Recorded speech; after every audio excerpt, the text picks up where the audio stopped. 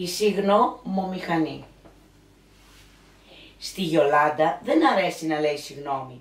Για την ακρίβεια, η λέξη συγγνώμη δεν έχει βγει ποτέ από τα χείλη της.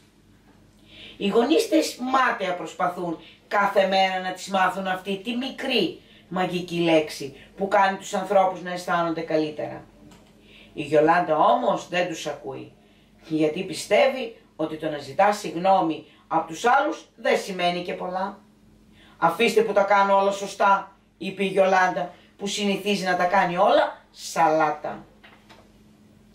Κανείς όμως δεν είναι τέλειος. Ούψ, ζημιά. Η Γιολάντα κλώτσισε την μπάλα της και χτύπησε κατά λάθος τη γάτα. «Μα πού είναι τα χαρτιά της δουλειάς μου?» αναρωτιέται ο πατέρας της. «Μήπως είναι αυτά που ζωγραφίζω?» σκέφτηκε η Γιολάντα, που τα έκανε πάλι σαλάτα, αλλά ούτε κουβέντα για συγγνώμη. «Μα τι έχει πάθει τηλεόραση και δεν δουλεύει?» απορρίμμα η μητέρα της. «Δεν τους αρέσει που την έκανε ενιδρίο», σκέφτηκε η Γιολάντα, και ούτε κουβέντα για συγγνώμη. Έτσι περνούσε κάθε μέρα στο σπίτι της, με ένα σωρό σκανδαλιές και ούτε ένα το σοδούλι συγγνώμη να ακούγεται από αυτήν. Όλα όμως άλλαξαν όταν μια μέρα ο πατέρας της έφερε ένα δώρο, ένα μεγάλο κουτί στον πόη της. «Τι είναι αυτό, μπαμπά?» «Μια συγγνωμομηχανή. Η τελευταία λέξη της τεχνολογίας. Ένα ρομποτάκι που θα λέει συγγνώμη κάθε φορά που θα κάνει ζημιά, αφού εσύ έχεις αλλεργία σε αυτή τη λέξη». Το περίεργο αυτό δώρο απέδειξε με την πρώτη ευκαιρία ότι ξέρει να κάνει καλά τη δουλειά του. Όποια σκανδαλιά ή ζημιά κι αν έκανε η Γιολάντα, η συγγνώμομηχανή έλεγε πάντα συγγνώμη εκ μέρους της με μια κρύα και μεταλλική φωνή. Το παιχνίδι αυτό έγινε ο αχώριστος φίλος της.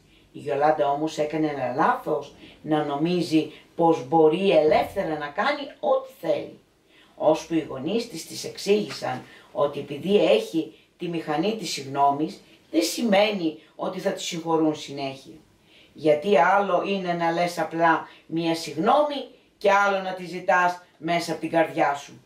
Εκείνη όμως δεν έδωσε σημασία και συνέχισε τις αταξίες της, με τη μηχανή της συγγνώμης να απολογείται αντί για αυτή. «Γιατί το μπάνιο πλημμυρίζει?» αναρωτήθηκαν έκπληκτοι μια μέρα οι γονείς της.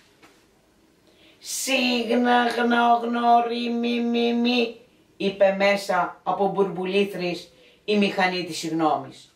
Όταν άνοιξαν την πόρτα του μπάνιου και είδαν τη Γιολάντα να πλατσουρίζει στην ξέχυλη μπανιέρα. Το ρομποτάκι όμως δεν είχε φτιαχτεί για να κολυμπάει και από τα νερά που κατάπιε χάλασε.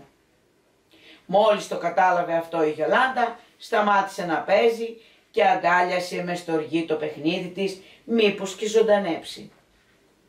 «Έχει χαλάσει», είπε ο πατέρας της. «Κρίμα, γιατί στο μαγαζί από όπου το πήρα μου είπαν πως ήταν το τελευταίο».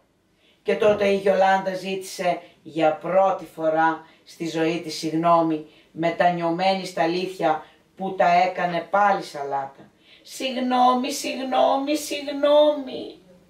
Και ήταν μια πραγματική ζεστή συγγνώμη που ερχόταν βαθιά μέσα από την καρδιά της. Γι' αυτό πρέπει να ζητάμε συγγνώμη όταν κάνουμε λάθος. Ευχαριστώ πολύ.